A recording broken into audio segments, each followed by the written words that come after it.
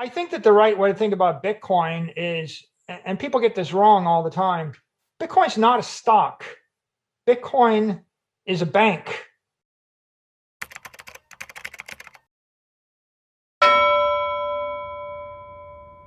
I think you mentioned through your background in engineering and learning how to think for yourself have answered part of this, but I'll ask it a little differently. Basically, that comes down to how you make decisions. What processes do you follow when we're in a world where there's so much information coming at us? If you're in economics or finance, there's hundreds of different indicators that you could look at. How do you narrow it down to a couple that really matter? I just think 99.99% of everything is noise. So, for example, if you want to be laser-like in your focus and effectiveness, you got to think two things: focus and frequency. What is the right focus and what is the right frequency? So, in terms of making economic decisions, I think the right frequency is annually, 1, 2, 3, 4, 5, 6, 10 years. Look at blocks of time like that. Looking at the frequency and the volatility and the returns or metrics on assets by the minute, by the hour, by the day, by the week, or by the month, even by the quarter, are all kind of noisy. Likewise, I wouldn't look at 100,000 little minute assets. I would look at $1 trillion blocks. So there's $1 trillion worth of Bitcoin. It's up 582% over a year and 200% on average. Compound annual growth rate, 200% for a decade. Those are two numbers that are valuable. There's 10 trillion in gold. It's up 2% this year and 2% on average every year for a decade. Just stop right there. That's a big insight. You can measure 1 million statistics of Bitcoin and gold, every second. They don't matter. What matters is one thing is appreciating at 2% a year and the other is appreciating at 200% a year. Now, what about 6,500 other cryptocurrencies? Irrelevant. They're not $1 trillion. Okay, the S&P is $32 trillion, up 39% this year, up 11% on average every year for a decade. Well, what do I think about 5,000 publicly traded companies? Irrelevant. Maybe I can have an opinion on the $1 trillion ones. Apple, Amazon, Google, Microsoft. Maybe. But, you want to pitch me 50 million ventures? Irrelevant. 50 million small companies? Irrelevant. 89 million small pieces of real estate? Irrelevant. The big ideas are NASDAQ. Big tech is beating S&P. It's up 57% year over year. It's beating S&P for a decade. It's 17% for a decade. If you buy a portfolio of bonds, they were getting 4.2% a year for a decade. This year they got destroyed. They're minus 16%. Okay. That's all you need to know. Bottom line, bonds don't hold value. Big tech does hold value. S&P is the value index. It's the cost of capital. Gold is breaking down and being destroyed because it's an antiquated elitist store of value. It's a disaster. Don't buy gold, sell your gold.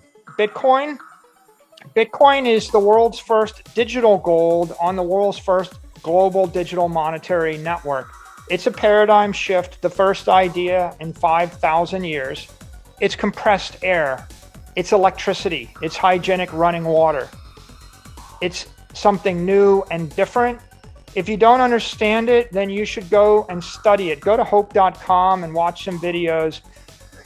You should study it because it is, in essence, strong money on a crypto network. And there's no reason it can't flip gold and go to 10 trillion and then replace most debt as a store of value and go to 100 trillion. And if it does, it's going up by a factor of 100.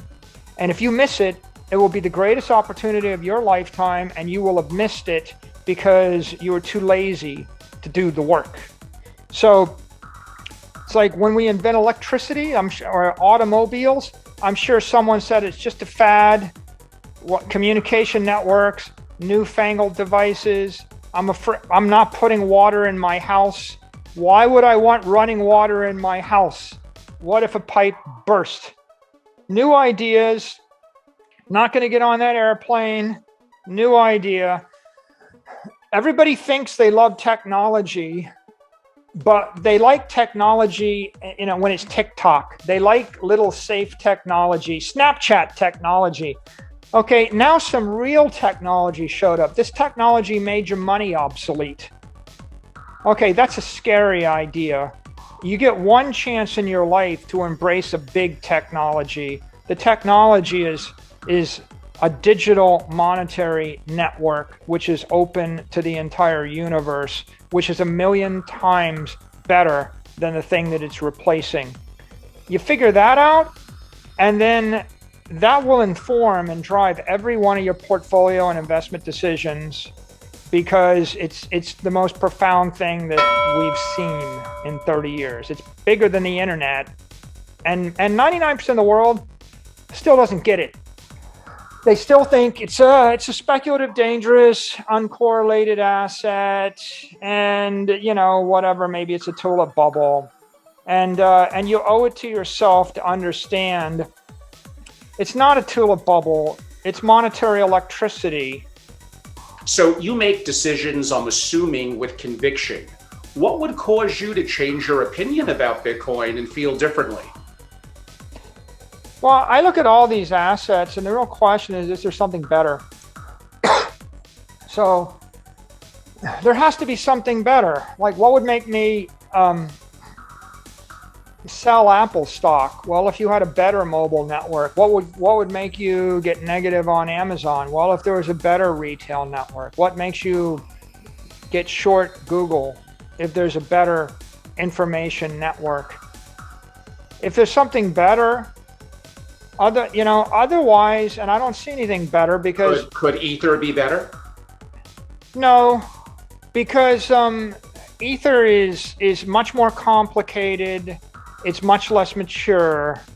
It's not a $1 trillion monetary network that's purpose built to be a store of value. Ether is attempted to be many other things, including the world computer and a smart contract platform. And it's going through a very rapid evolution technical cycle. So as it goes from Ether 1.0 to Ether 2.0, the entire basis of the network is going to change from proof of work to proof of stake. That introduces a whole host of questions. And so it'll be 3 to 5 years, probably 5 years after the Ether 2.0 upgrade before you can evaluate what it is. If you're a hardcore institutional investor, it's a different thing. I think that if you want to characterize crypto universe, you have one thing, Bitcoin, which is the dominant $1 trillion crypto asset network. It's in essence, if God created gold in cyberspace, he would have created Bitcoin. It's gold in cyberspace, but it's got none of the liabilities and defects of gold. It's an encrypted block of sunlight. You can move it at the speed of light. You can program it with 1 million transactions a second. You can use it as the base layer for the 21st century economy. It's completely transparent. You can't make any more of it. It's capped at 21 million. You can take delivery of $1 billion of it in the palm of your hand or hold it in your head. Okay, so never in the history of the world did we have such a pure form of monetary energy.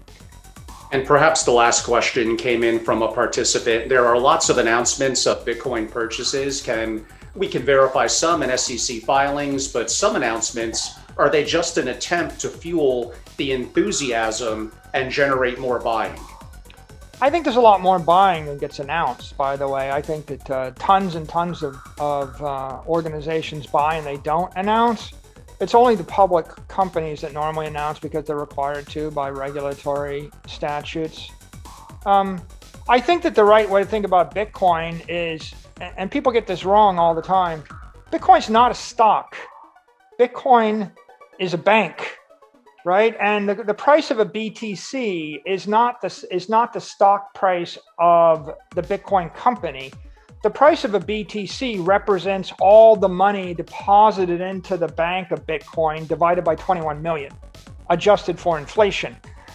So if I formed a bank, JP Morgan, and I put $100 million in it, and I had 100 million shares, the price would be $1 a share. And if people had to buy in, when it got to $1 billion, the price would be $10 a share. And if it got to be 10x more than that, it'd be $100 a share. As long as I knew that you could never make any more shares, then the share price is just going to represent, in essence, the inflation adjusted book value of the bank. And when you look at it like that, you see that in the near term, you'll have volatility, day to day, week to week. But over the long term, the real question is how much money is going to get deposited into this bank in cyberspace. And the next logical step is for all $10 trillion that's in gold to get deposited, and then for people to start to convert their negative yielding bonds and their indexes. And so as that money flows, the price is just going to go up, and it's going to go up not because it's an estimate of future cash flows. It's going to go up because there's 10x more money in the bank, and therefore the price has to be 10 times higher.